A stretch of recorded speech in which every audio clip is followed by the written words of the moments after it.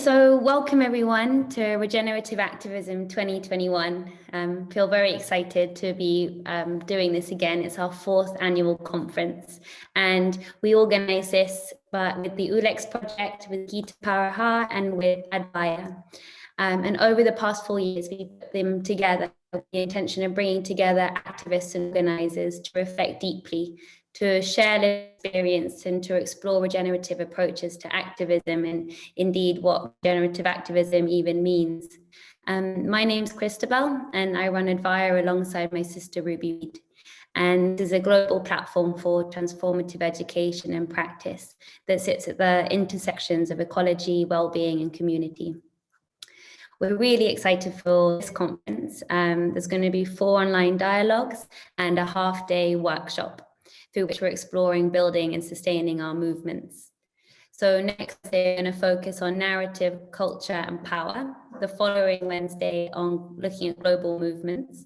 Then the following week on social practices for sustaining movements. And then the following Sunday, we're gathering for a half-day workshop with the Ulex Project to draw on the themes which have been coming up throughout the series and to take a deeper dive into them. So really, really looking forward to that. But tonight's session is Facing Repression, Building Movement Resilience. And the conversation has been hosted by G. So G is involved in social movement organizing and education since the late 1980s. He's a highly regarded trainer and has designed numerous training programs covering areas such as psychosocial resilience and activism, the ecology of social movements, and leaderful organizing. As a founding member of the Ulex Project, he is known for highly innovative work blending pedagogical methodologies. This holistic approach to activist learning has inspired numerous training initiatives across Europe. He currently steers the strategic development of the Ulex Project and its social movement capacity building program. And if you haven't already, I highly recommend you look at the work of the Ulex Project. It's ulexproject.org. They host loads and curate loads of amazing trainings in social movement impact and resilience. I hope you all really enjoyed tonight's discussion. Just a note to say that the theme of repression can obviously be triggering, and wanted to make sure that there was a way in which you could be in touch with us in a more personal way. So Lindsay, who's part of the Ulex Project, if there's like a kind of question or you just want to touch base with someone in a slightly more real life way, even though it's obviously still virtual, then please feel free to message Lindsay. Also remember to put your questions in the Q&A box as the session continues. And yeah, before I pass over to G, I thought it would be nice if we could together just take a minute or two just to center ourselves and just have a bit of stillness and perhaps release a bit of our day. So just coming to sit comfortably, however that is for you. I invite you to close your eyes if that feels comfortable.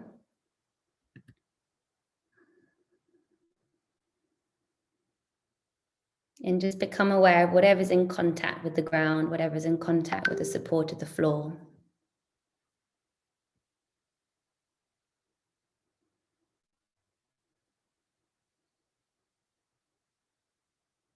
Take a deep breath in through the nose. And then just a long breath out and just feel the body release a bit. Feel the muscles draw down towards the ground.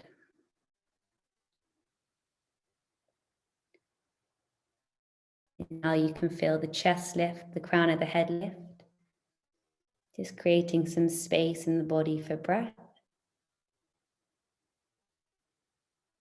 Exhaling, allowing yourself to have a full release of breath.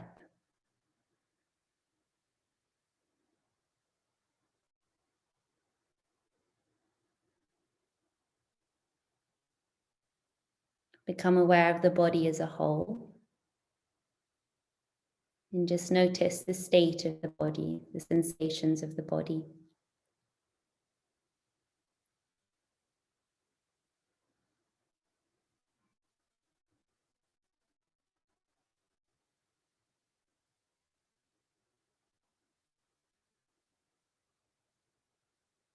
Just allow the breath to keep slowing, keep deepening, just coming back to fuller breaths.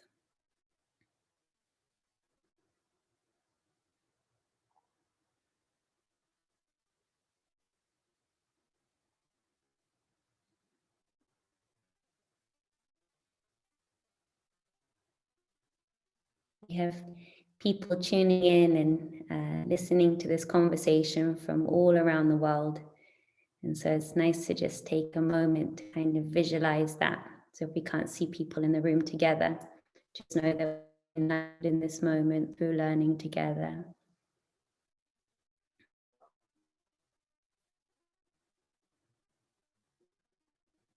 Take one last very deep, long breath out, relaxing the body. You can feel the feet on the ground or whatever is on top of the floor. And just keeping that awareness of the body as you come to open your eyes. Thank you. Video froze. I don't know if you like that, but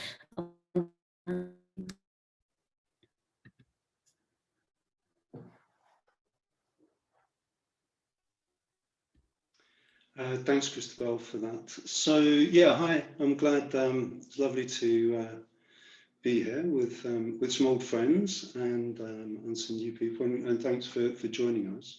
As Christabel was saying, this is like the fifth instalment of the Regenerative Activism conference we've been running now, looking at activist resilience, regenerative activism, looking at these sort of at the sort of personal level, organizational level, and with this series we're focusing on resilience and regenerative activism at a movement level.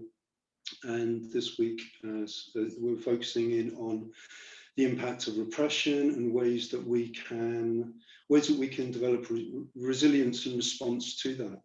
So we at Ulex a few years ago, we started working with movements in Central and Eastern Europe, and we were seeing how sort of growing nationalist, populist, right-wing tendencies there. The governments were increasing their use of repressive tactics against progressive elements in civil society. And whilst there's obviously nothing new in movements having to face repressive tactics, for us, working in that context really helped us to see just how important it is as activists to understand the ways that repressive attacks are used against us and what we can do to build resilience to resist the negative impact of those attacks.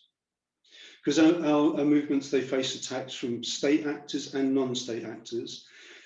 And these attacks, they seriously damage individuals. They tear organizations apart. They destroy years and years of work, and they disrupt our movement development terribly. We can understand them as attacks that aim to kind of close down the spaces where we work, where we live, where we organize, physical spaces and economic spaces, digital spaces, social spaces. They're attacks that are meant to protect the dominant system. They're supposed to make it harder for us to create the conditions we need to build and sustain our movements. Sometimes these attacks can be really highly visible, highly visible forms of repression, police violence, detentions, targeted legal attacks. But these kinds of overt uses of force against us, they're like the tip of an iceberg. They actually sit on a base of less visible mechanisms that are also used to resist change and to diffuse our challenges to the system. So maybe we can kind of think of it as a kind of a spectrum where at one end you've got this sort of idea of subjection running through suppression all the way to repression, with as we move across that spectrum, the methods become more forceful, more visible, more overt, more coercive, more violent.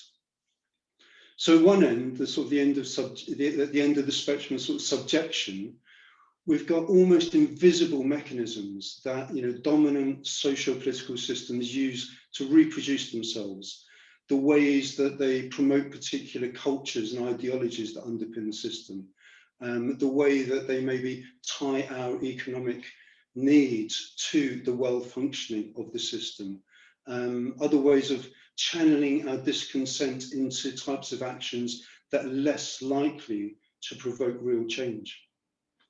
And then we sort of move into the sort of the part of the spectrum that we think of as sort of suppression, where you've got things like smear campaigns against activists. We've got the media misrepresentation of our struggle and of our demands and the ways we organise, demonisation, specially targeted legislation meant to close down the ways we organise, and also attempts to sort of close our access to economic resources, as well as things like infiltration and surveillance.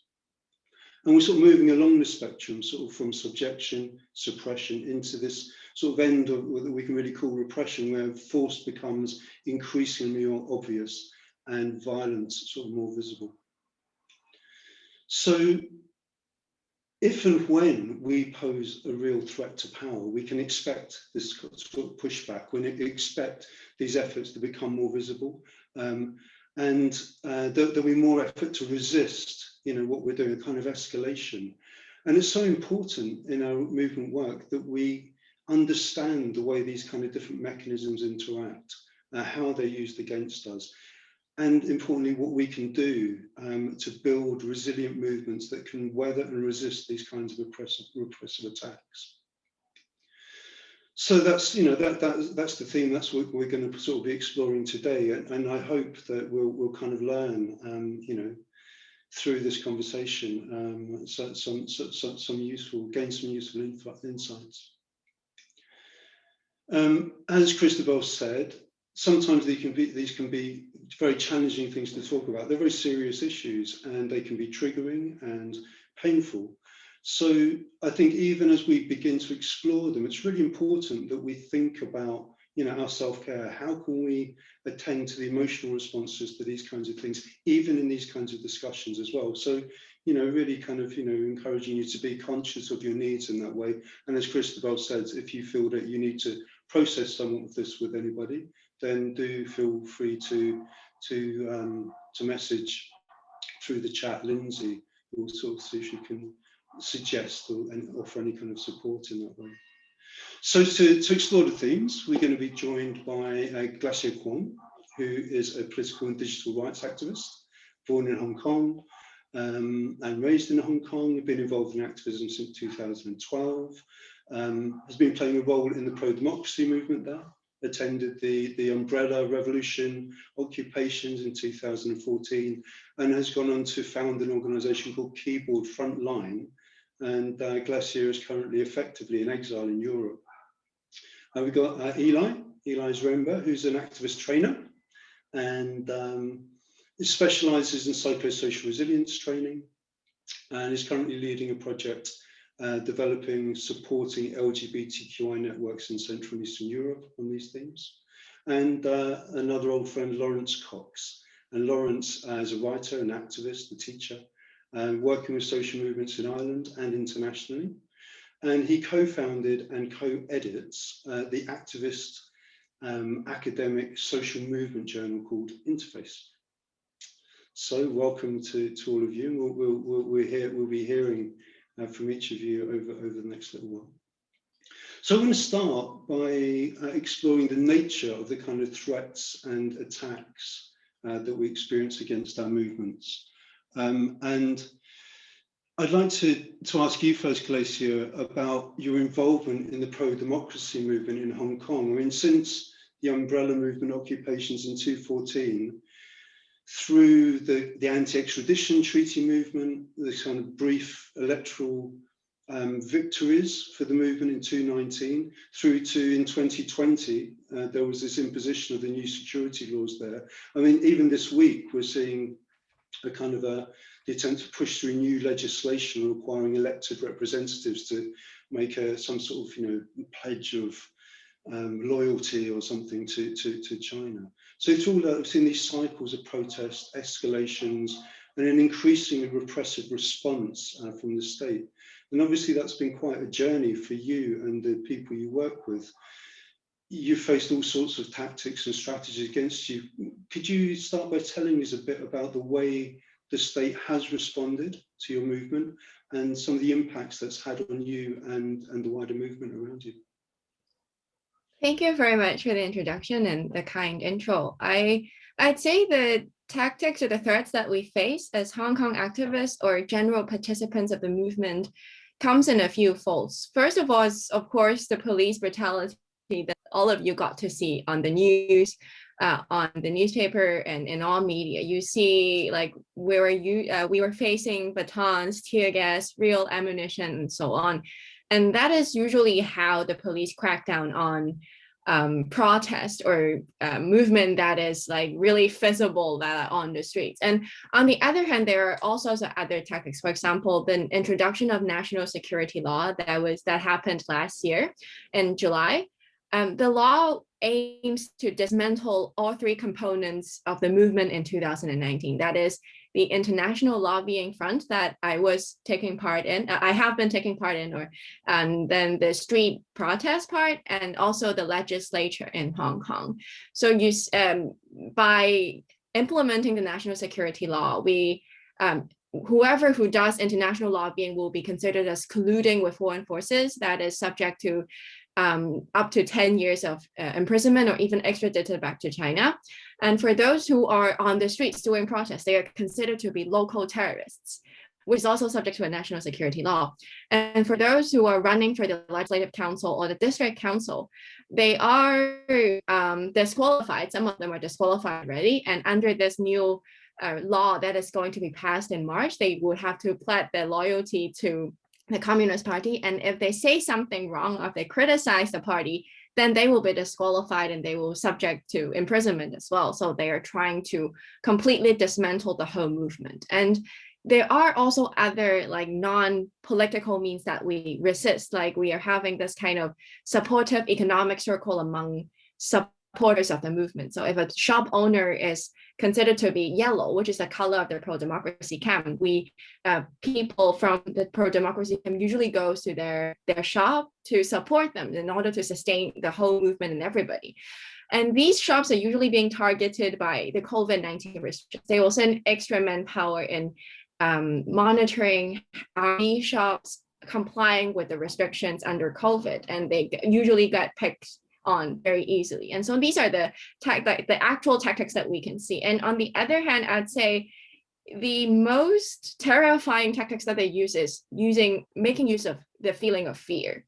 I have been receiving like threatening messages on my phone, on Twitter, on Telegram, at all sorts of platforms, because all of my personal contact details were being doxed. So basically everybody has my phone number if you ever looked into on the internet. So they're saying, oh, if you want to come back to Hong Kong, you have to stop whatever that is you are doing. And they use like really offensive sexist languages against me. And it is not just me, all of the activists, all the colleagues that I work with are receiving these kind of texts, and they're making use of this feeling of fear. And the feeling that no matter what you do, the regime will always get to you. This is the most effective tool than the tools of like having police that hits you with a baton. Fear is always the worst thing that any activists have to face, because overcoming that fear is very difficult. It's very personal, that not a lot of help can be offered in that sense, because it requires a lot of reflection and so on. So I'd say all of the acts that Beijing was using against Hong Kong activists and the pro-democracy movement, ultimately they want to create enough fear so that nobody will step up again or speak whatever they want. So I'd say this is the tactics, or this is a general trend that I see in Hong Kong. And how has that been sort of felt? How has that felt through these different cycles, and what kind of impact has it been having on the movement, sort of through, you know, from 2014 through to now in these different phases? I'd say in 2014, like I would talk about the general use of fear through like police brutality and other like law enforcement and so on. In 2014, the fear of seeing tear gas, or the threat that they make to use real ammunition, did stop a lot of people from going onto the streets. And when they send out a clear message through all these actions saying that we are not going to listen to you no matter what you do, even if you have been already occupying the streets for 79 days, they're not going to respond. And so you feel that frustration and fear that someday they will send the Liberation Army and so on. And then people started to back down. And what is worse is people will start to tell each other that maybe we should stop. And that kind of create a feeling of distrust among the movement, and so it dismantled by itself. And in 2018, after 2016, after a lot of pro-democracy figures, young figures, won the election, they started to disqualify some of them and then the pro-democracy camp started to kind of blame on each other. There's always the fight between being radical and being moderate in the pro-democracy camp in Hong Kong. And by disqualifying only a few of them, only intensified that fight, because people feel like, because you're so mild, that's why you didn't get disqualified, and you are the one to blame, instead of blaming the government. Or the moderates will blame those who were radical. Because you were so radical, that's why you were being disqualified. And this creates that kind of like split element in the movement in Hong Kong. And in 2019, I'd say we actually did a really, really good job in not splitting among ourselves, because we learned that radical and moderate methods of protest actually complements each other. There is something you can only resort to the use of force, for example, going into the Legislative Council building. But there are things that you can only do by like very peaceful methods, like lobbying and so on. So there is this kind of mutual understanding that I don't necessarily have to agree with someone or agree with everything that you do, but I know that we are fighting for the same goal, and therefore I'm just gonna, like, we can have discussions, but I'm not gonna attack or criticize you for what you are doing. I do see this kind of and like evolving like mindsets among Hong Kong participants in general. Mm-hmm, mm-hmm, mm-hmm. And so Eli, I want to kind of ask you sort of something similar, because I know you're working on this resilience project with the LGBTQI activists in Central and Eastern Europe, and there we've seen with the Fidesz and Law and Justice in Poland, Fidesz in Hungary, kind of increasingly using these kind of tactics of scapegoating minorities, marginalized groups, and the LGBTQI community has been one of the recent focuses of those kinds of attacks.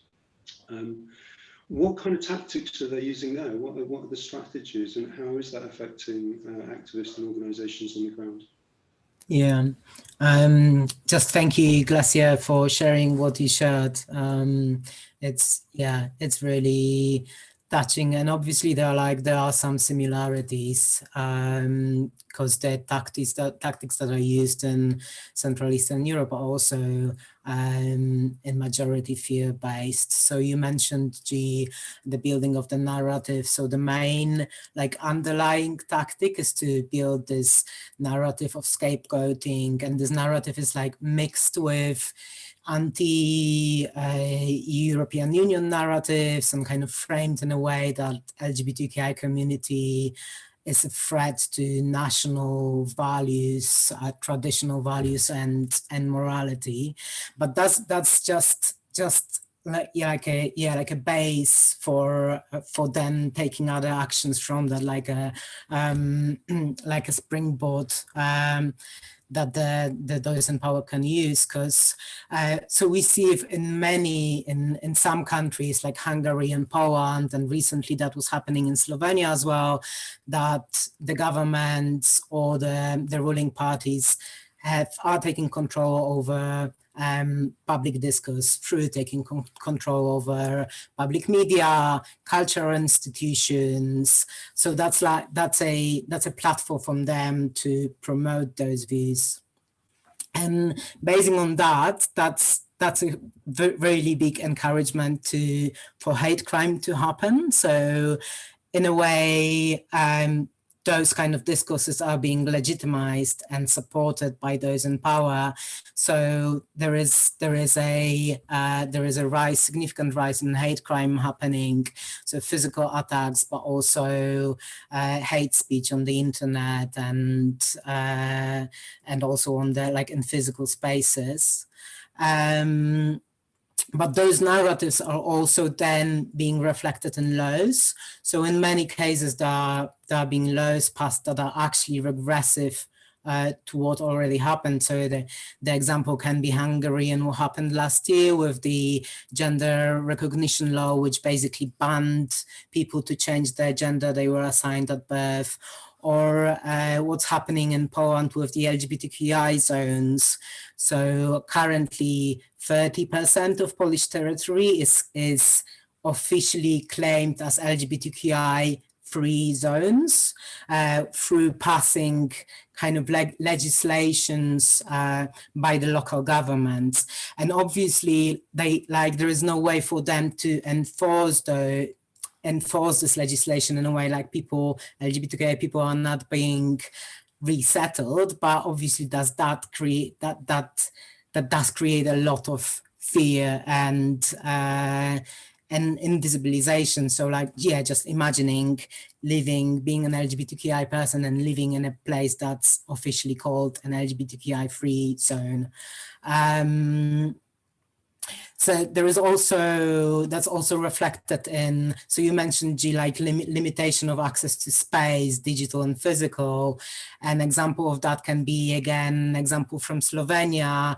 Recently, there was a lot of NGOs were refused, where their contract were finished in a place called at Metelkova Street in Ljubljana, which is based on limiting the civil society and anti-LGBTQI narratives. So those physical spaces are also being limited.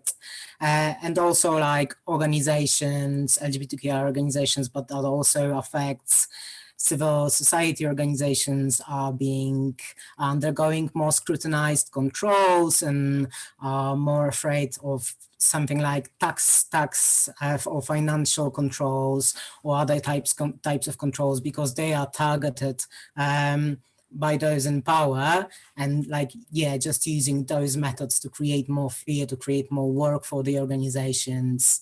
And obviously the COVID-19 was used as a measure as well, so both for limiting the space for demonstrations, but also for passing laws secretly that would affect the community. And how are you seeing that show up within organizations and between organizations as well? What's the kind of impact? Well, the impact is obviously a lot more work. Often organizations and human rights defenders are being stretched to capacity with the amount of work that there is to be done because of the regression that is happening, both on legal level, but also sociocultural level. And there's also more work because the LGBTQI community is feeling the impact of the repression. So there is more mental health issues and crises. People are living in more fear. So there needs to be more attention directed towards that as well, and just strengthening the community and supporting the people. Also with COVID-19 crisis, negligence is also a strategy of repression. So a lot of governments in the Central Eastern Europe were not really supporting LGBTQI community with that crisis, and that impacts the community in a really significant way, the way it does impact other marginalized communities. So a lot of organizations, for example, changed their focus and reallocated all the financial means to provide basic support like shelter, food, hygiene products.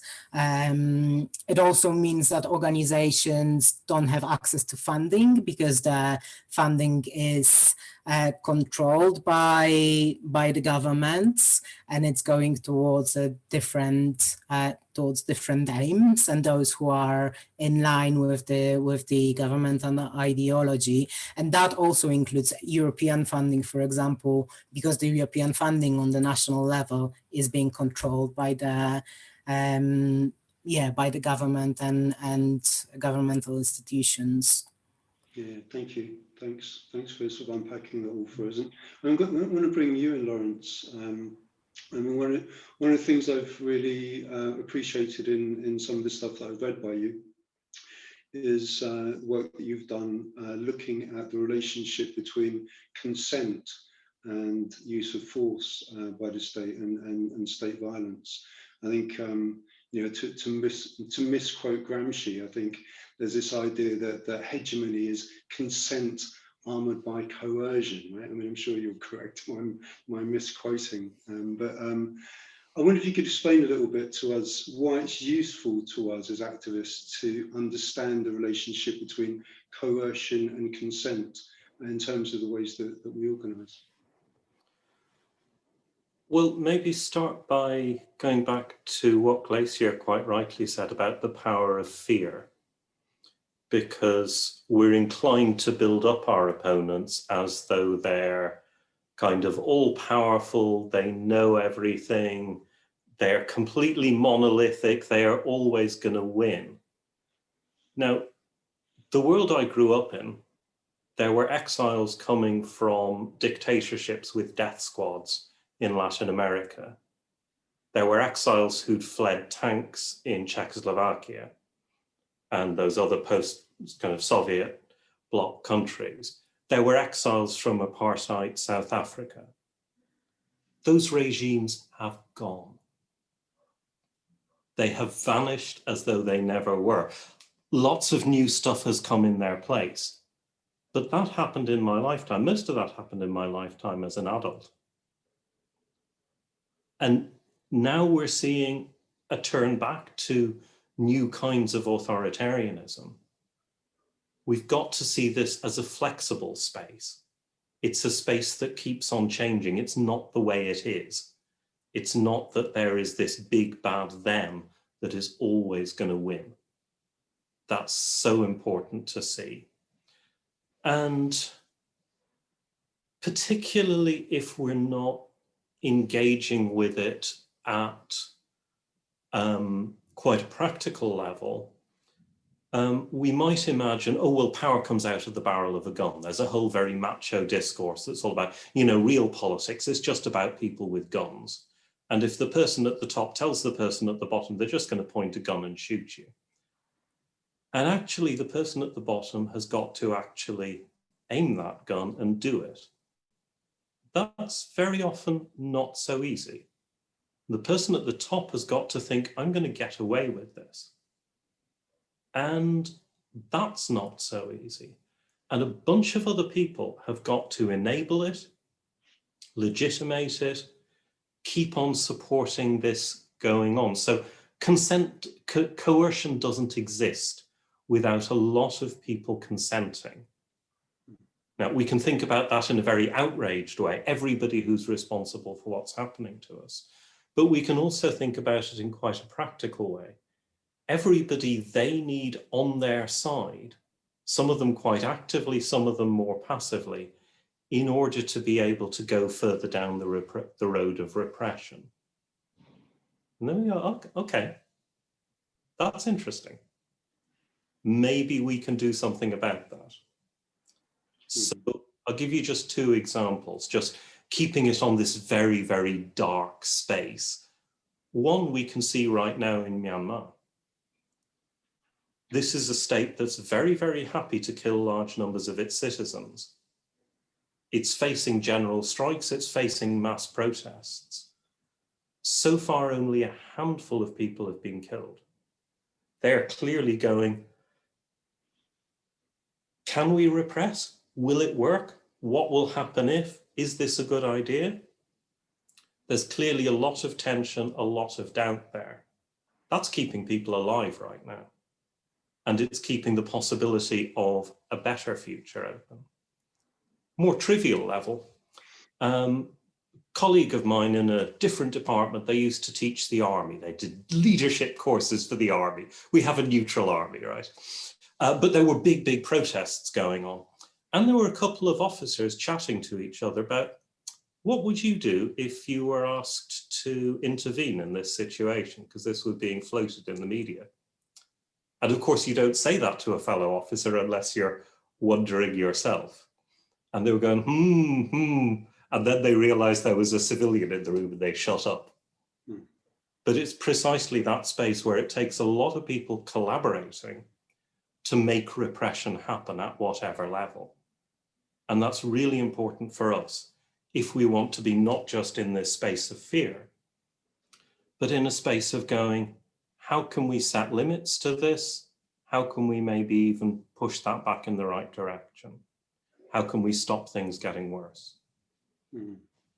Yeah, very useful. Thanks, Laurence. I'm wondering, Glacier, how that lands for you, and is there stuff that resonates in Lawrence's kind of analysis and examples? I was actually having goosebumps when Laurence was talking, and I feel really empowered and encouraged. Like, I know that, like, for example, Beijing is not like almighty. It's a political party, and there are like things that it does and it cannot do, cannot do. But like living under like the political situation in Hong Kong, every day there are bad news. Every day you got another colleague or another friend being arrested or sent to jail. You start to feel like there is no chance for winning. But as an activist, my job is to be hopeful and believe that changes are possible. And it has been increasingly very, very difficult for me to do so. I have days that I would just refuse to get up or look at my phone because I know bad news are waiting for me there. And it is always very important to have other people who have gone through similar things. For example, I've been talking to activists in the East Berlin era. They told me, yeah, it's gonna be tough, it's like that, but you'll get through that. Dictatorship always fall. And look into the history, like look at the Soviet Union, look at East Berlin and Germany.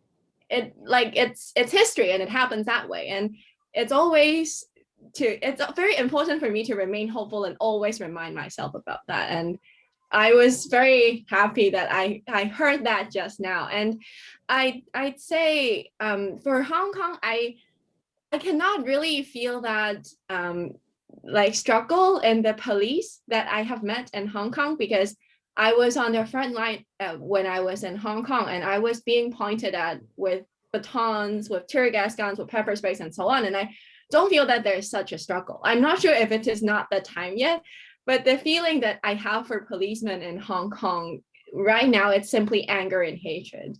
It's very difficult because I don't feel like they are even human. For me, they are just very real, like they are the people who are representing the government, representing the oppressive regime. So I don't feel like they are human in essence. And I think for them, they don't see me as a human. They feel like I am the machine that's going to try to ruin the stability of Hong Kong too. So that this is somehow very difficult for me to process and think about how should we as the movement itself deal with that, because it seems unresolvable for that mutual hatred.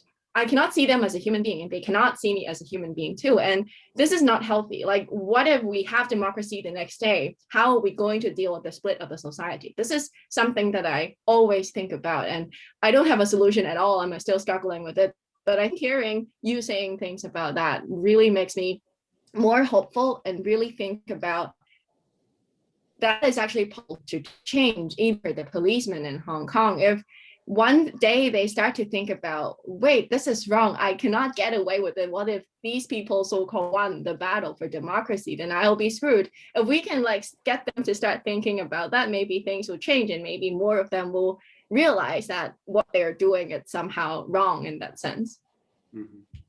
And I guess there are kind of really specific narratives that are used to, in a way, demonize you and other pro-democracy activists, right? That sort of legitimize the use of force against you, that make that okay, and make it okay for you know the forces of the state to behave in that way towards you.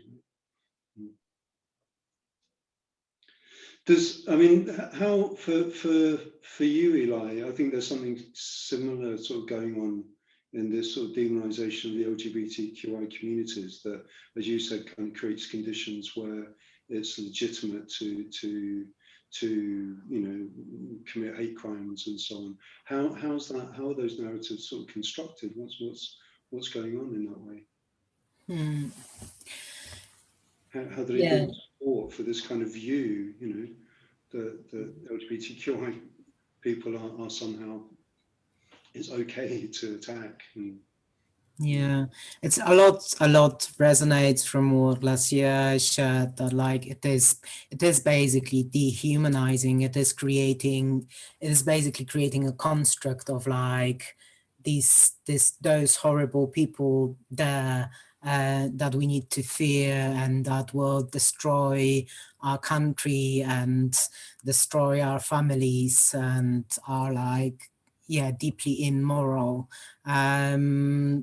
Which is like even painful for me to say. So I really do resonate with this, like with this sense of like, yeah, I do want to feel hopeful, and I know that will pass. I know that will change, and it gives me a lot of hope to see how the LGBTQI communities are resisting that in the region, like the protests in Poland, or like, yeah, just seeing, working with a lot of different groups and organizations, and seeing them keep on going and keep on doing the work they do. That brings me a lot of hope. But also there is tangible fear, like even for me as a trans person. I'm living now in Catalonia, in the Spanish state. Whenever I go to Poland, I do feel that in my body, the tension that rises, the stress of like, what will happen to me, will something bad happen. And that's even more intense for people who are LGBTQI activists, because that often involves putting your face out on the media, and that like even increases that feeling of fear. So it's just that living in that constant constant climate of fear, and also sense of like not being able to trust basic institutions like courts. I was just talking to my friend today, and they are going to go to court tomorrow, and they know that they've been assigned a judge that's supporting the ruling party. So that just creates a sense of like, yeah, I'm not going to be protected. My basic human rights are not going to be respected. But it also, on the other hand, it also amazing how much solidarity that creates, and how much power there is when we come together and when we show solidarity to each other. So yeah, that's also resonating with Glacier when you said that, like how you realize that you don't have to divide, you don't have to fight each other because you're fighting for the same cause. That's a really beautiful transformation that I'm also seeing a lot among the movements. So yeah, I mean, we've spent a while sort of looking at the nature of threats and these kind of attacks. Maybe this is a good point to start to move on to say, well, what can we do about that? You know, how can we resist? How can we build resilience in the face of these kind of things? And I'm going to come back to you again, Laurence. It's like, you know, how does I think there's something very powerful in what you said about, you know, the recognition that apparently sort of monolithically powerful systems do crumble and fall, right? But what can we do, you know, under these sort of conditions of attack and repression that can help us to build power within those in those situations and not be dismantled by those forces? I mean, I think what we've got to do is we've got to try and dismantle them, right? Not as individuals, obviously, but we've got to try and pull apart those coalitions.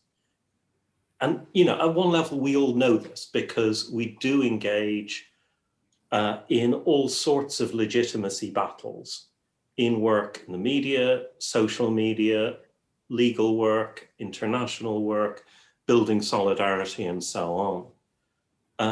But sometimes we can just do it as though we're kind of, you know, looking to teacher to go, teacher, can you see, you know, he's bullying me here. And of course, teacher looks around and doesn't see it. But if we go, okay, there is this coalition, which bits of it can we detach? Because not everybody there has an equal interest in making this happen. Some of them are just going along with it. They're just going along with it because they assume, well, if the police are against you, they're bad, or they feel I don't want to lose contracts that I'm getting, maybe at very local level. There's a lot of this. Or what do my neighbors think? An awful lot of people, it turns out, are very, very shallow. They're very much kind of, what will people think of me if? Will it be good for me or bad for me? They're not deeply personally committed. Including at quite high power levels, people start to go, would I have a better future under another system? Could we do better?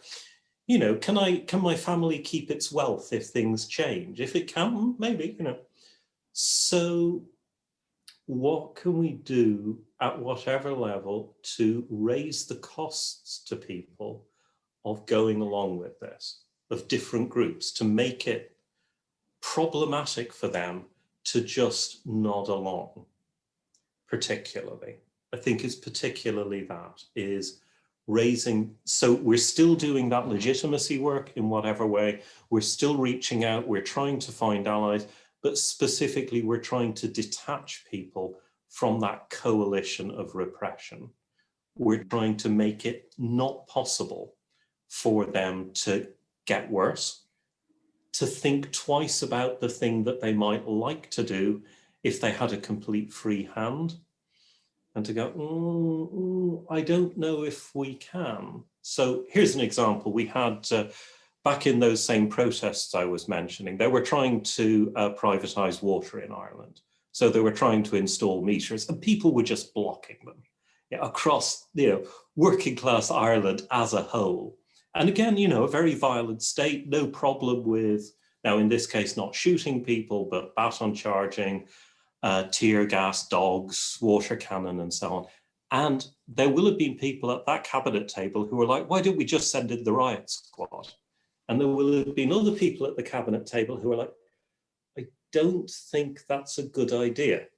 I don't think it's going to work. I think that would really, really backfire if we did that. So at every level, from that to what happens in the courts, if a judge throws it out rather than kind of being beholden to the ruling party, in the media, in social media, and at that local level, the business person or whatever. And just on the streets, if you're running and you knock on a door, do people let you in and go, yeah, come in? Or do they bang their doors on you? So all of those different levels, that's what we're trying to do. I think, Eli, there was I seem to remember a kind of a campaign by, was it Parihar, the campaign, LGBTQI campaign organisation in Poland, where they were doing sort of something along those lines, in that they were building alliances within the church who were kind of have been seen very much as kind of aligned with this kind of, white Christian, homophobic kind of sort of state narrative. Do you know much about that as a kind of a strategy, and how that was?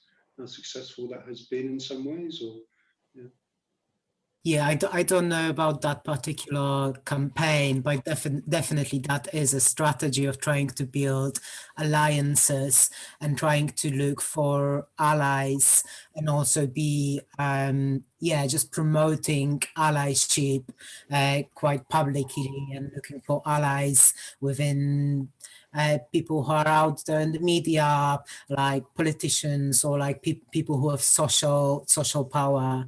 And definitely, there is an organization in Poland and also in other countries in Central Eastern Europe, which are Catholic LGBTQI organizations, and they do play a really important role in changing that discourse as well, showing like this is actually not true. Like it's not true that the Catholic Church doesn't accept LGBTQI community. So that's definitely an important strategy.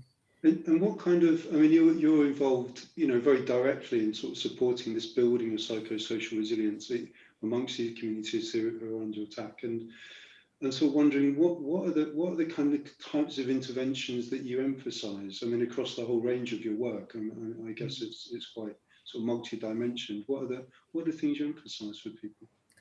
there are different things, but I think the things that I want to mention is working with basics around stress and trauma, because that often, like, living in this really hostile environment has a toll on our bodies that then will show up in the ways we build relationships, in the way we cooperate, the way like how much energy we have to stay involved. So working with that, working with basics around stress and trauma, how does it show up?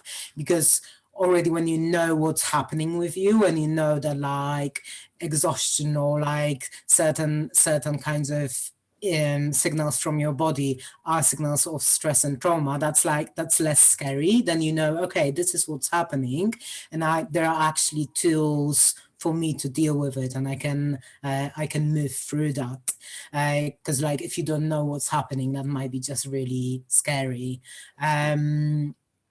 And also networking and just learning from each other. So something about what Laurence was mentioning, like seeing the bigger picture, seeing actually how many of us there are, like how different strategies we use and how we can learn from each other, from our strategies, from our failures, but also from our gains and victories. And so networking across the region, networking with different organizations, groups, also groups who use different tactics. As Glacier said, like we do need a whole range of tactics to be able to address those issues, but also like thinking about that bigger picture in terms of like historical perspective, like Laurence mentioned, just like looking at the history of the LGBTQI movement and other movements in the history. Like we are here because people who came before us were resilient. We are here because we are resilient, because we can survive those hostile environments and thrive and still go to a party and love each other. And that's amazing to just be able to connect to that. And that's something that gives us hope. But also something about like looking at the threats. I think that often when we are in the middle of it, we can lose a bit of a strategic approach, and we often don't want to look at the threats because maybe it's too much. But actually when we turn towards them, they become smaller, they become more manageable. So looking for ways to analyze the threats that are there, assessing which of those are really threatening us, and looking for different strategies to address them, that's something that can be really empowering and can influence our strategical thinking, and so that we are not only all the time in this like nervous system activation mode, but we can go into, okay, but that's actually, there are things that we can do. Yeah, these are some of the things that it's a pretty holistic approach, right? I mean, you've got kind of like historical analysis, regional networking, all the way down to understanding the way stress and tensions show up in the body, right? It's kind of quite it's a pretty formidable kind of combination of things that you're working with. Really and I think they are all really connected. The way we are connected to our bodies will reflect in the way we are connected to each other on a regional level. Yeah. And you were mentioning as well this thing about analysing threats, and I'm sort of bring to mind the importance of self-awareness of the way that we sort of habitually respond to threat as well. Because we all respond in different ways, right? Some was push us away, some was fight against it, some was kind of shrink into ourselves. So having that self-awareness to know the kind of responses we make and being able to bring more choice into that as well. Yeah, definitely. And also, I think becoming aware how those impact us and being able to talk about it, and and just not being afraid of engaging with fear or engaging with other difficult emotions like grief. Like today, I was just like reading through a lot of reports around like hate crime in general, LGBTQI community.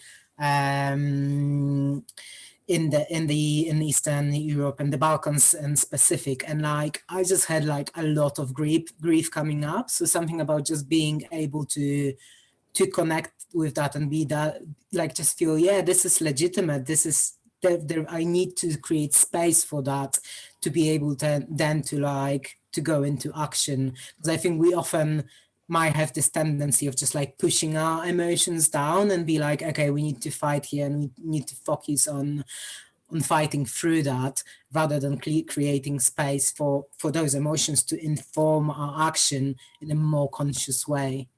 Mm-hmm. Thanks. And Glacier, coming back to you again, I mean, how, you've been through, as we said, this kind of this long sort of process, sort of escalating repression, sort of, small victories, other kind of defeats, and here we are now. What ways have you used to sustain yourselves and your organizations and your movement through that? I will start with like not from the personal level, but from like the organization level of how I cooperate with my colleagues. I'd say it's very important to have trust within the group that you're working with, because if you don't have trust, basically you cannot work as a team. Like, you have to be able to trust that things are not personal. Like, your work being criticized or your line to take being criticized doesn't mean they don't like you or they dislike you. You have to trust 100% that everybody in the room is doing things for the goal, not for themselves, but we are all working towards the same goal. I think this is very important in every movement, because there are always those kind of arguments within the movement that, oh, he or she is doing something for his or her own political benefits, or to advance his or her own career. But usually this is not the case. People don't usually think. There are, of course, the people who do things out of their own personal agenda, but most of the people inside a movement usually don't care about themselves. They only want the things to be done, and then they can get back to their life, whatever that is they want to do. So it's very important to trust. And it's and I'd say from my like study area, I deal a lot with like digital security and digital hygiene. I'd say it's very important to have all of those tools and tactics being laid down very clearly, like whatever it is you have to do in case of someone being arrested, or whatever that is. What do you have to delete your chat record every 3 days or every 5 days? You have to be very clear with these things.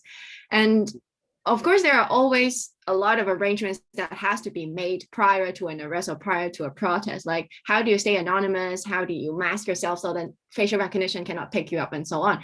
And these are the things I think every activist, if you're engaged in social movement, have to do, which is risk assessment. And I'd say to sustain a movement, I think it is very important that we pay attention to our daily life routines. Because the power system of a government needs people's cooperation in order to run smoothly.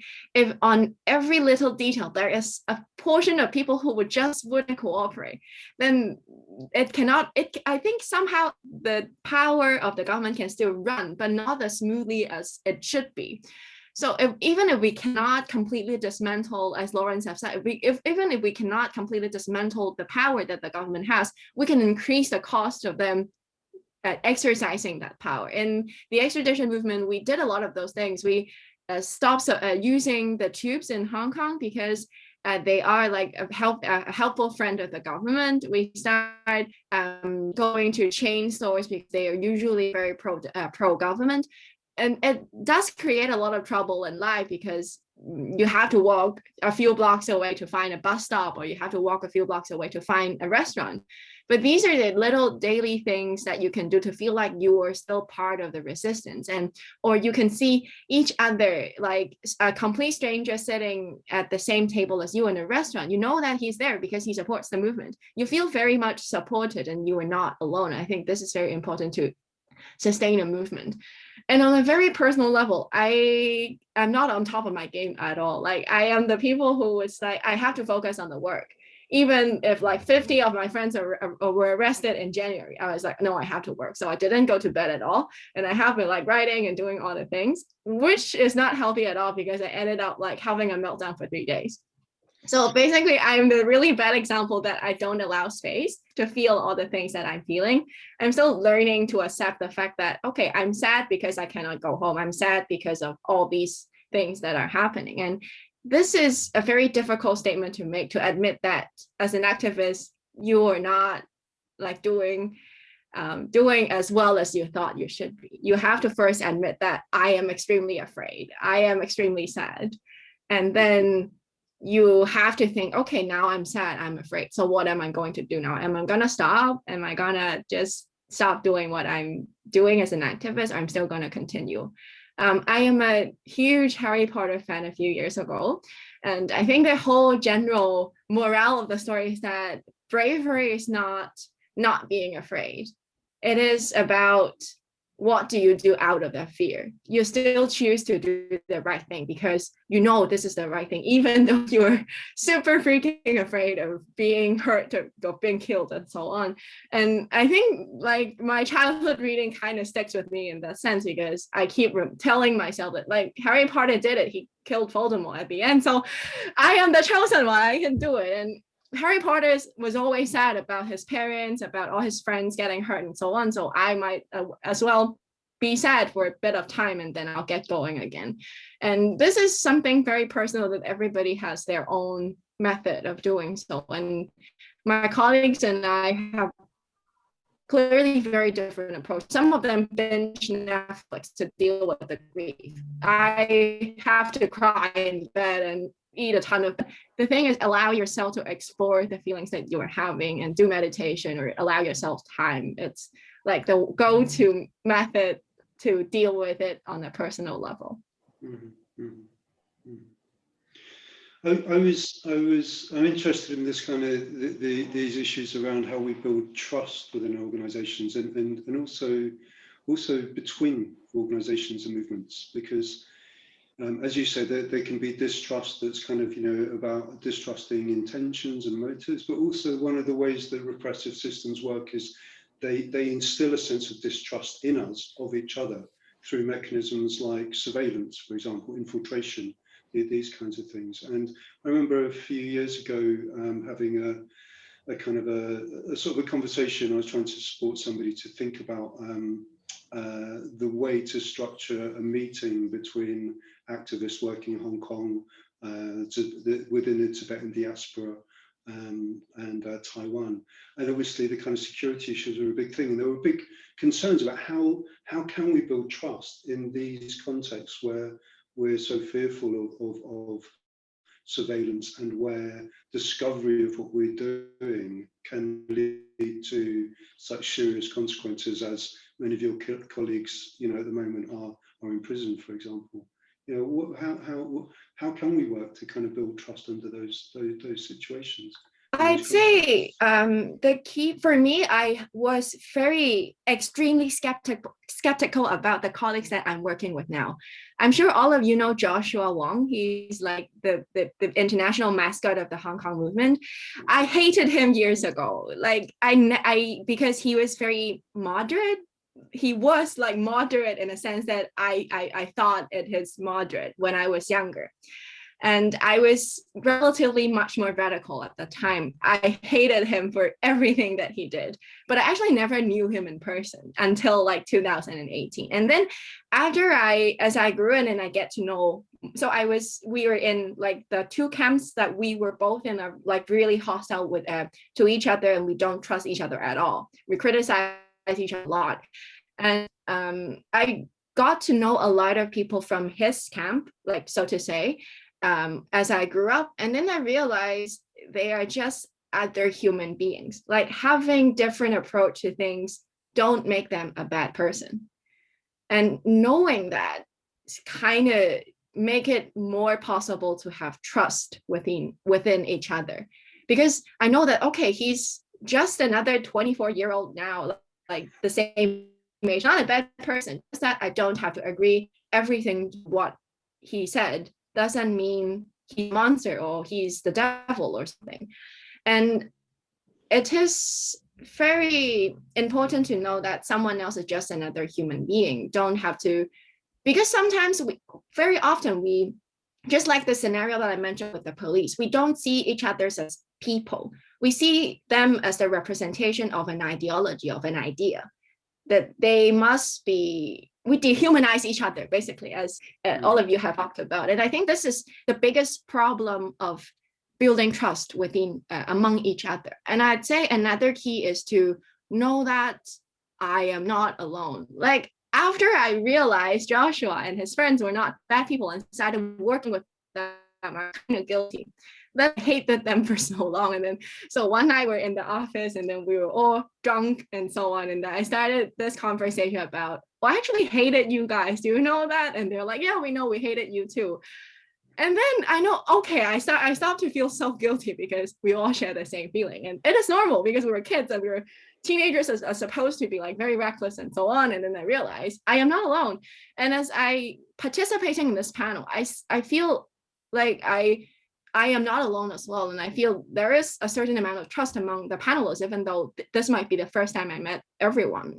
And this is how people build trust, like personal experience, knowing that I'm not alone, and knowing that they are simply human beings and we all have flaws and we all do the wrong things at the wrong times. And somehow, if we have the ability to connect and to have conversation and talk to each other, then things might change. Just like what happens on Clubhouse, like these days, when before it was banned in China, a lot of Uyghurs and a lot of Han Chinese citizens are using it to communicate. And as more and more Uyghurs are sharing their stories, Han Chinese came to realize that, oh my God, those stories are true and they are not the terrorists that I thought they are. And then they started to apologize for misunderstanding them, for not being able to stand up for them. And they somehow build an environment of trust and a safe space for everyone to share their thoughts. And this is how trust happens, through communication, through mutual understanding. I'd say this is very difficult when it's a mass movement because you don't get to sit down and talk to each of everybody. But this is some practice that we can put in our daily life, like try to talk to people who don't agree with you. Like, don't take it personally, just try to talk. And it always works out that, okay, you just don't agree with me, but that doesn't make you a bad person. Mm-hmm. Mm-hmm. Yeah, thank you. I'm wondering, Laurence, I mean, you mentioned these kind of more overarching sort of strategic kind of responses, sort of dismantling the kind of alliances that kind of, you know, that operate sort of state and state power. I'm wondering what other kinds of movement or activist practices you feel are important in terms of building resilience, resisting repression. Well, I think I don't have a different thing to say to what Glacier and Ilaj have said, but to say the same thing a different way. Perfect. And so I'll say two things. One of them is solidarity, which is we're not just dismantling their world, we're trying to build our world. You know, we're building the kind of alliance that's taken Ireland from where Poland is going to a very different and much freer society out of that, by pulling together feminists and LGBTQ and liberals and leftists and all sorts of other groups, religious minorities and so on. So you don't do that by seeing the other person as the same as yourself and going, you know, the way, like Glacier said, you know, the kind of teenage thing of, oh, you know, if you don't do exactly this thing, then you're not my kind of person, but actually going, what's interesting about you is you're a trade unionist. Your world is very different to mine. I don't know what that world is like, but you know, how do we, and you know, and you build that understanding by working together, by supporting other people in their struggles, and then they come out to support you. And that really helps against repression. That kind of long-term group trust, not just individual trust, but group trust. These people have come out for us, we're going to come out for them. So that's broad. So solidarity is broad.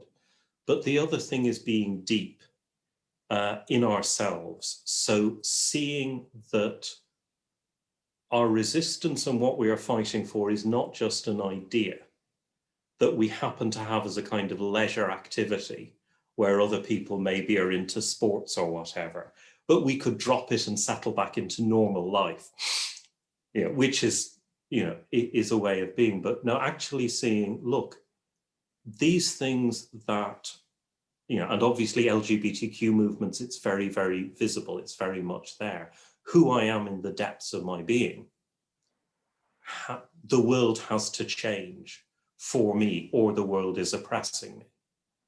And it's the same if you're in an exploitative work situation, or if you're a marginalized ethnic group. So to see whatever that is in yourself and your friends at that deeper level, that this is not just a kind of, resistance is not an idea, because then other people see that in you as well.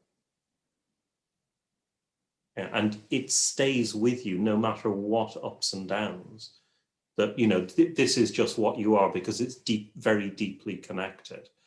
So that's kind of maturing into the resistance and the movement. And you see it in, older activists. I mean, some of them are right Egypts, I don't want to, but, when people do it well, it really brings out respect and trust, actually. And it provides a capacity to continue resisting and to deal with repression, which they don't really have much of an answer to. I mean, they can kill you, they can stick you in jail, but they can't make you go, oh, I'm sorry, I'm going to go back and become a nice member of the community again and just, watch telly and go to work. It's not going to happen. And of course, what we need is lots of people who are feeling like that, and who, when the time is right, going to go, oh, maybe we've had to stay quiet these last 5 years, but is this another moment we could come out? And we saw it in Hong Kong, we've seen it in Black Lives Matter, that people struggle and then they go, okay, and then they go, oh, but we haven't stopped, we haven't gone away, we actually, we lost a battle, we didn't lose the war. And that comes from depth, I think. Thanks. So in about 10 minutes, we're going to take a short break, but I wanted to, create a bit of space for each of you to maybe ask each other questions as well. I mean, here I am kind of like, shaping the conversation, but, you've all got so many interesting things to bring to this. So yeah, how about firing some questions at each other, or just following up on stuff that each other has said that you're finding interesting in the way that emerges for you.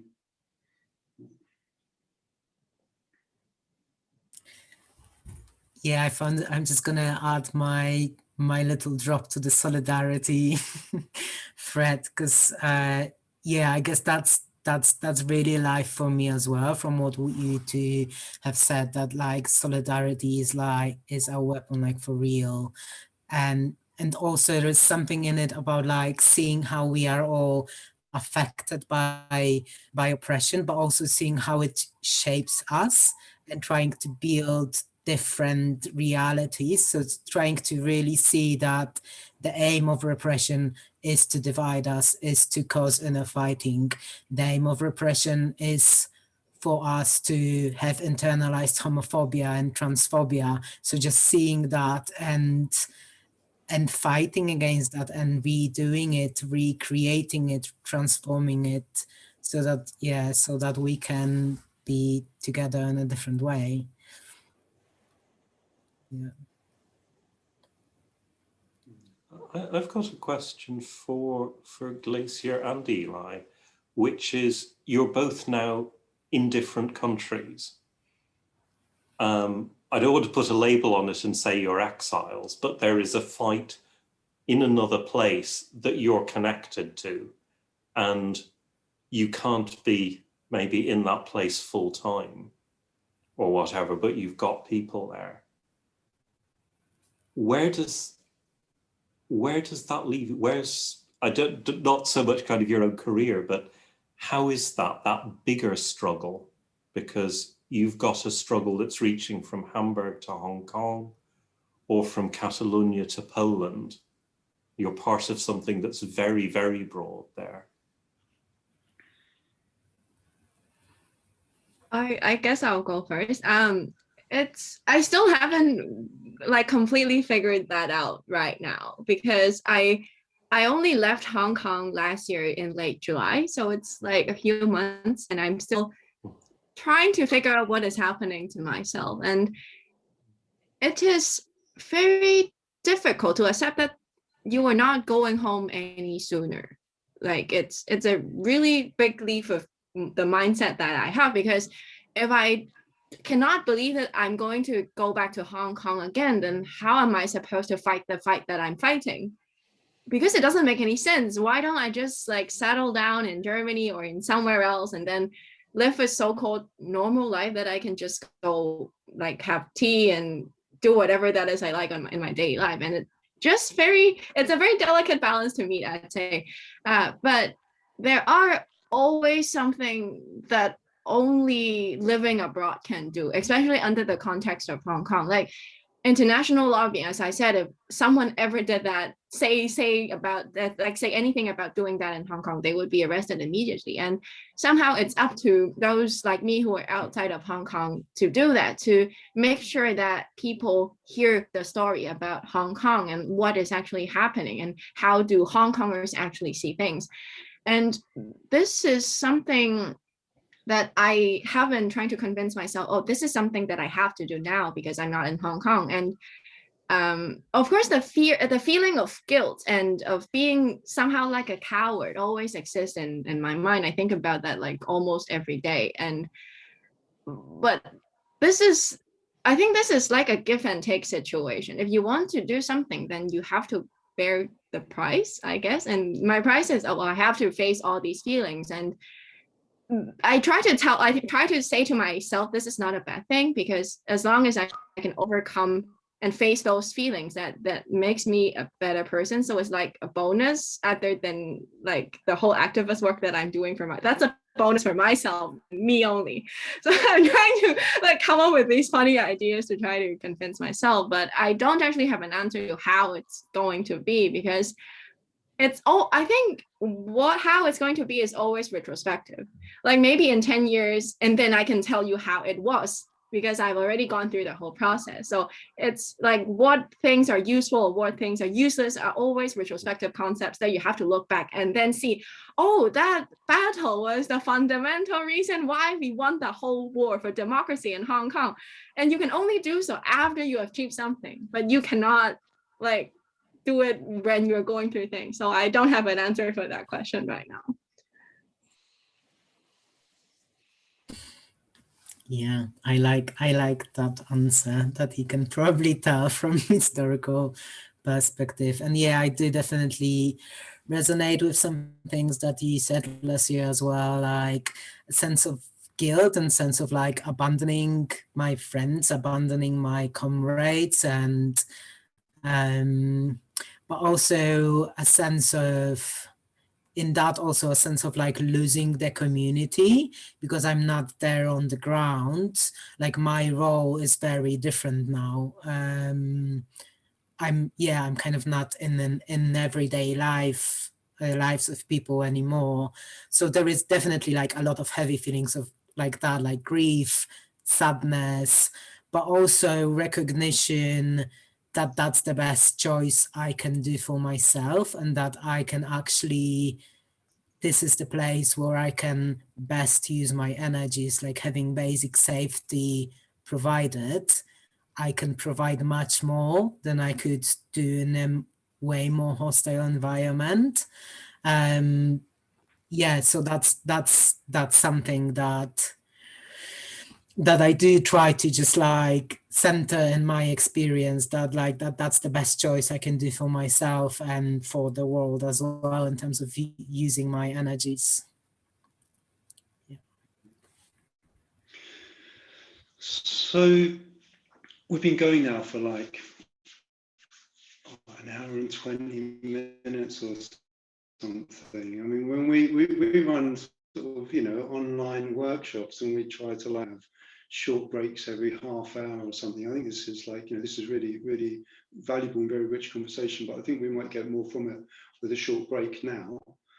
So we were going to have a break at like 25 past. So it's just coming in a couple of minutes earlier. But rather than just a 5-minute break, suggesting we take this little break until 30 So it'll be about 8 minutes long or something like that. Okay. Yeah. So yeah, we've got a few questions that came up that we can explore. So there was a question about, it says, how do we ensure that repression doesn't lead to a hardening of the activist community? So, you know, I think probably we've all seen this in different ways, that, you know, obviously, you know, repression kind of like, it's traumatizing, and that can kind of leave us in particular kind of shapes in the way we are with each other. But also the kind of organising cultures that we develop can also become sort of increasingly macho in some ways as a response at times. I'm wondering if these are difficulties that you've observed, and you know, whether you've got any thoughts about that. You know, how do we avoid a kind of a hardening in the activist community in response to different forms of repression?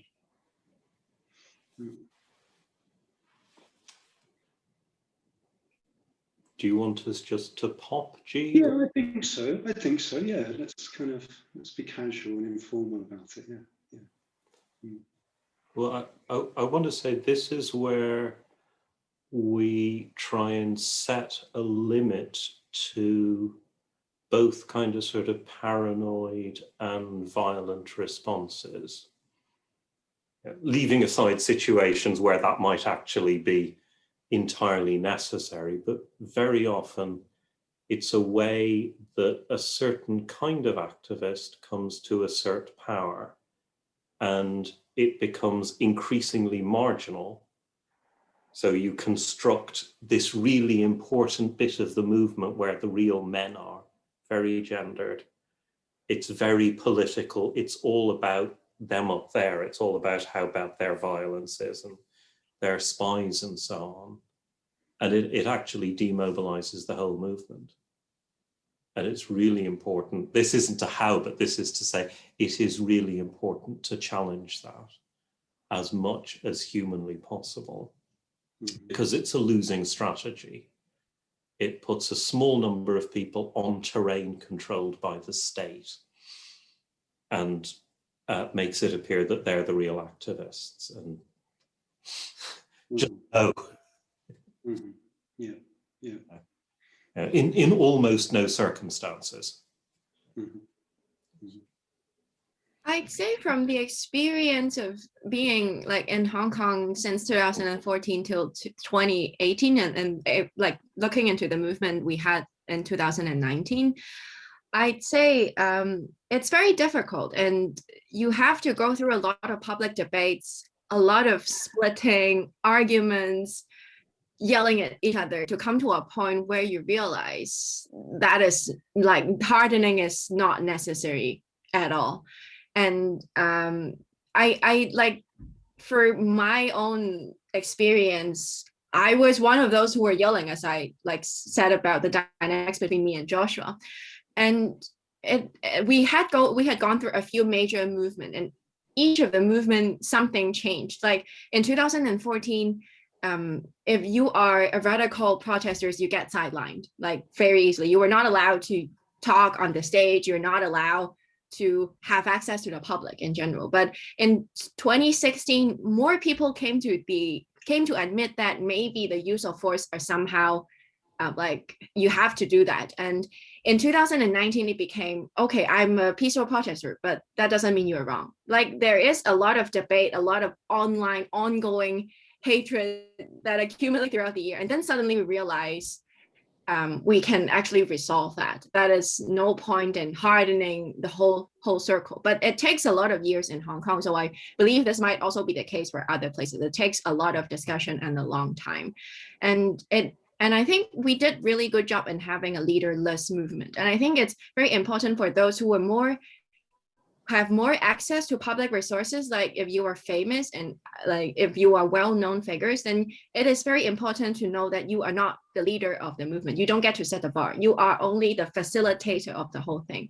Like, and this is division of labor, because as Joshua said, he once said in an interview that it is more useful for him to do 3 interviews instead of going to the front line of a protest. But that doesn't mean he's more important, because without any frontline protesters, there would be nothing to talk about in his interviews. So it's simply division of labor, and we are all different facilitators. I think it's very important for every activist to have this mindset that we are just one screw in the whole machine that is called the movement.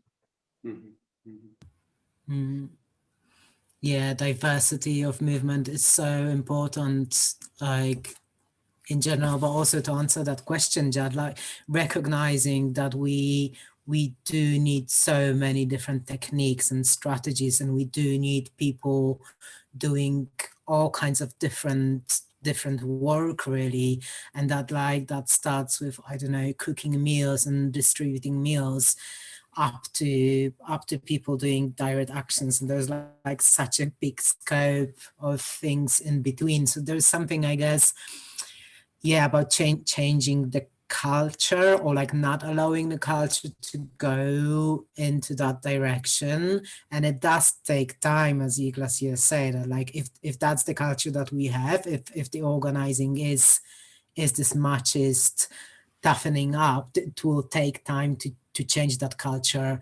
But by doing that, also by talking openly about the consequences of repression and being vulnerable with each other.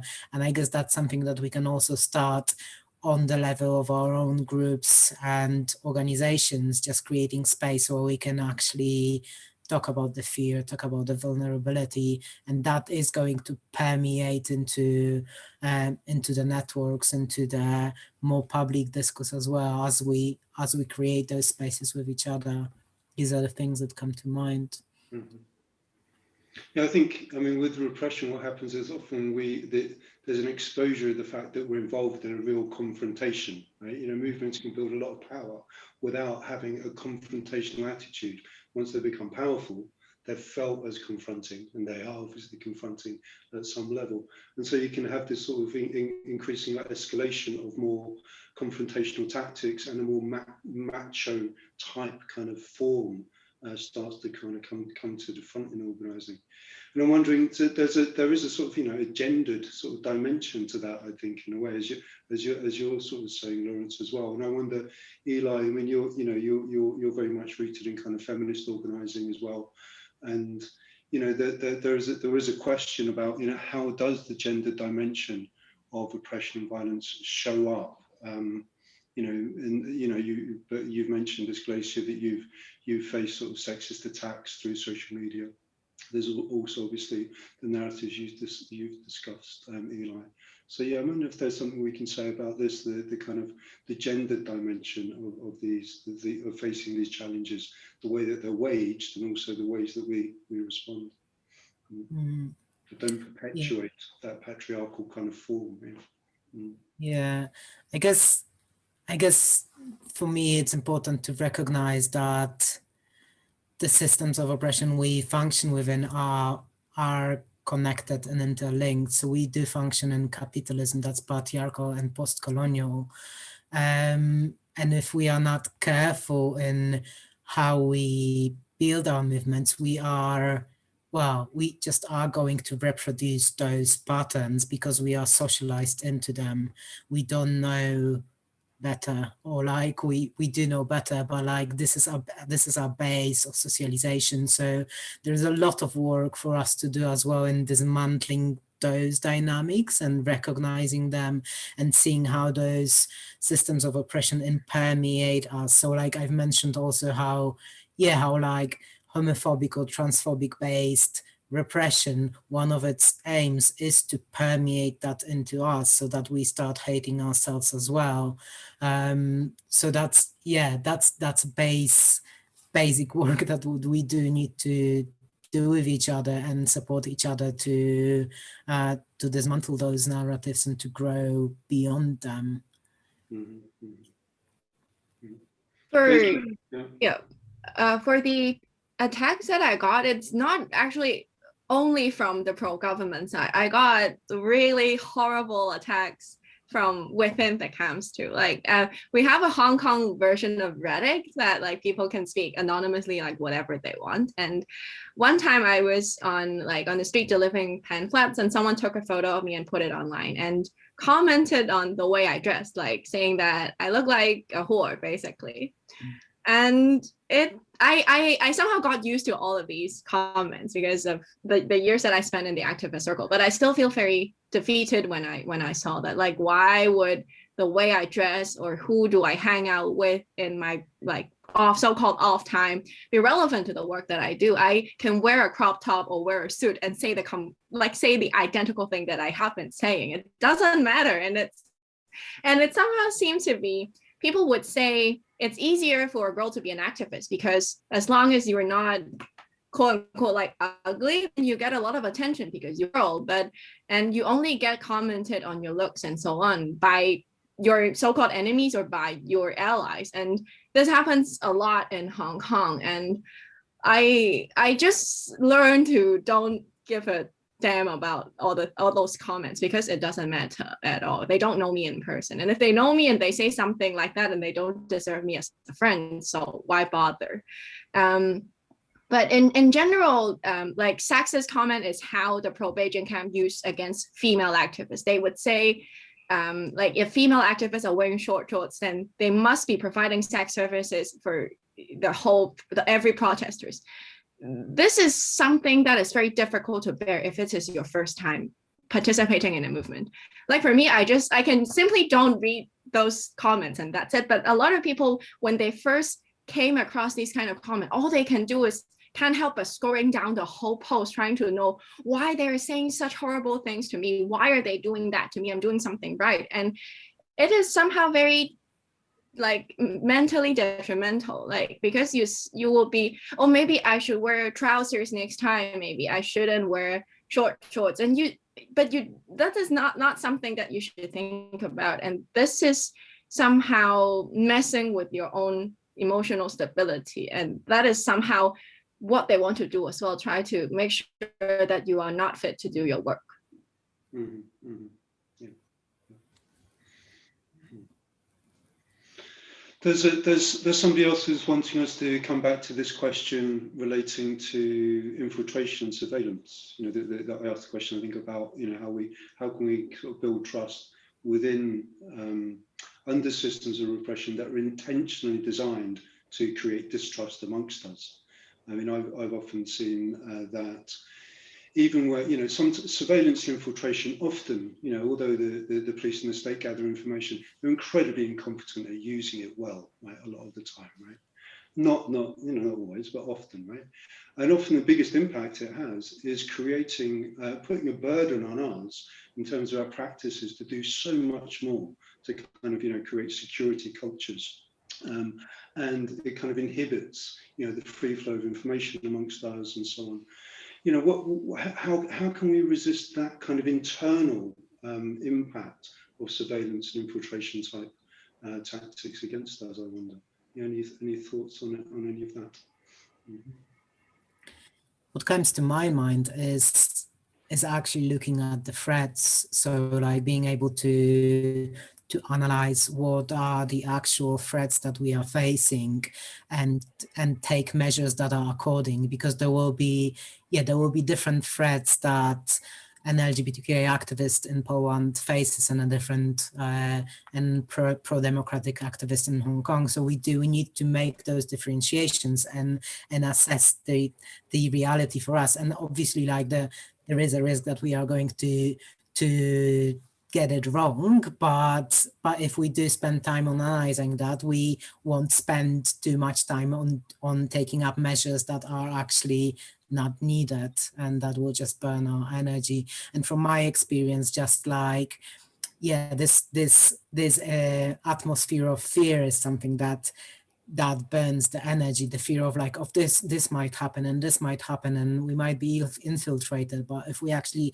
sit down and look at it, that's becoming less scary. Mm-hmm. Mm-hmm. Glacier, I know, I mean, you do work around digital security specifically as well, right? In some of your work, you got some thoughts on this?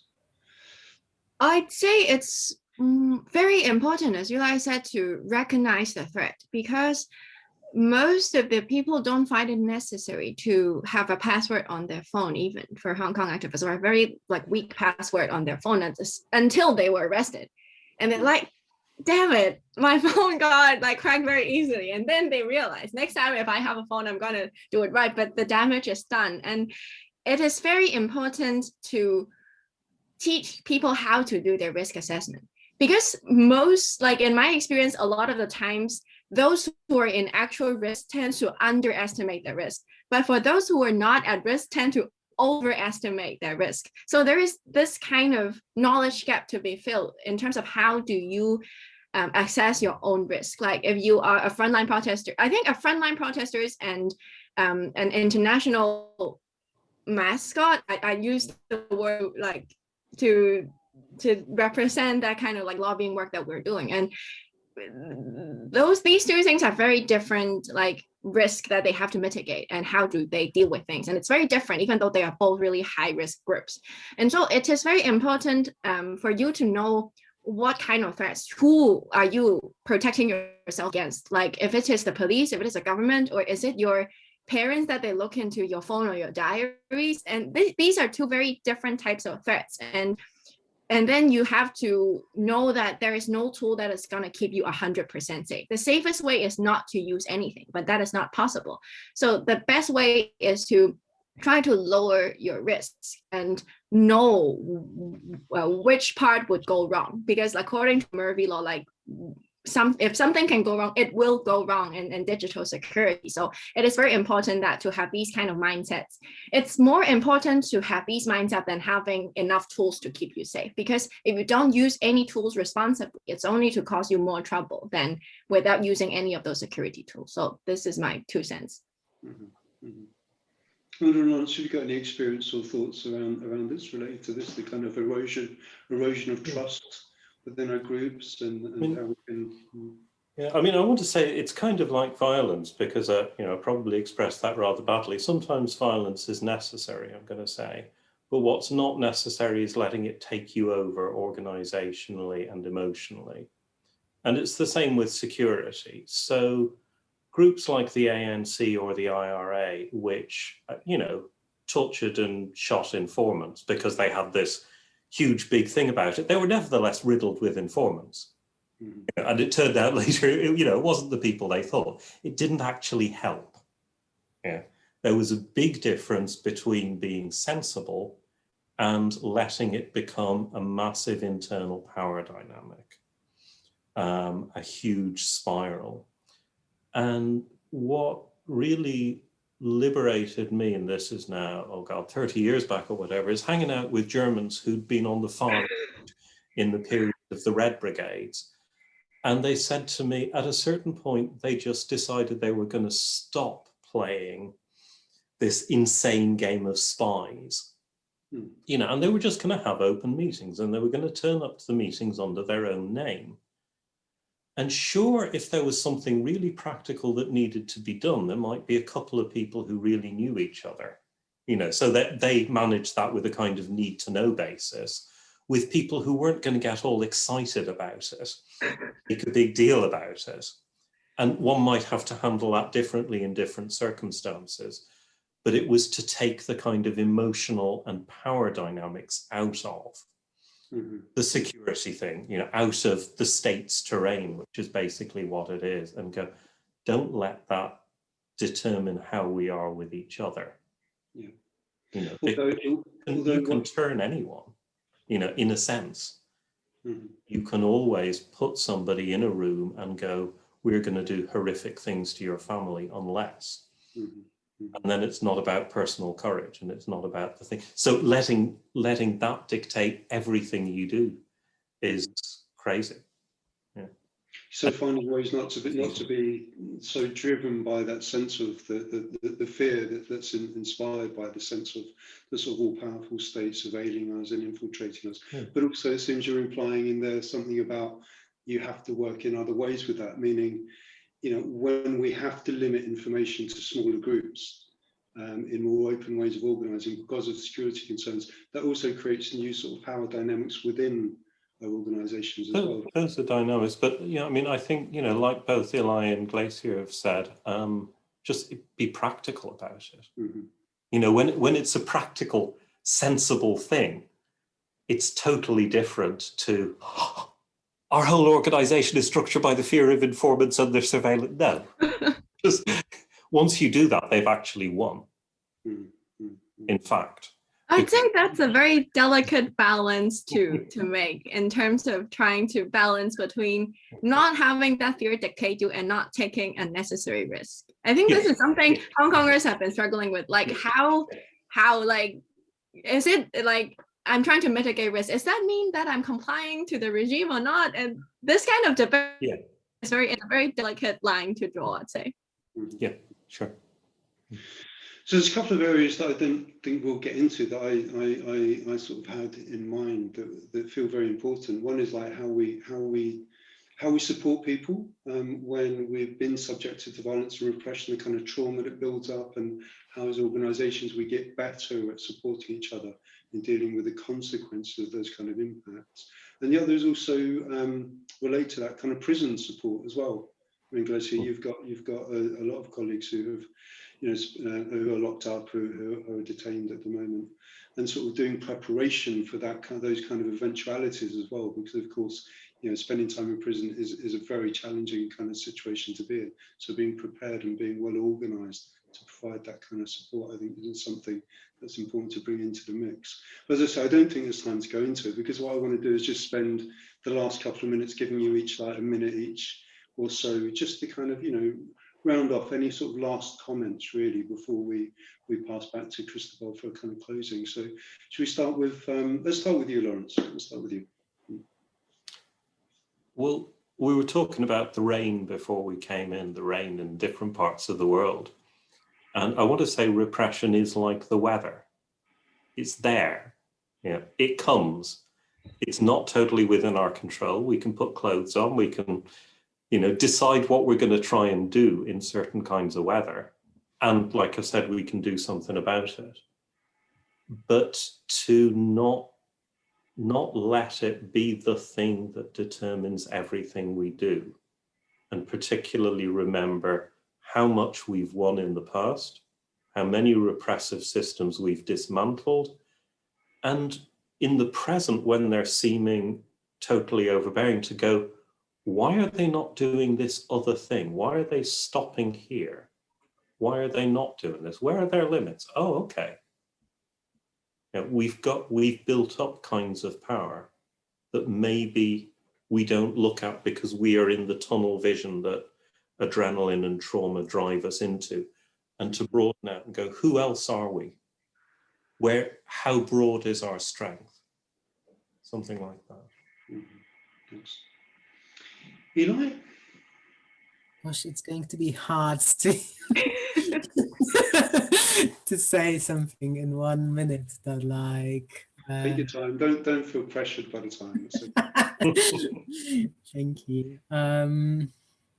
Yeah, there is loads going on in me. I think I just feel really inspired through the conversation and through exchanging experiences, exchanging our thoughts, exchanging our points of view.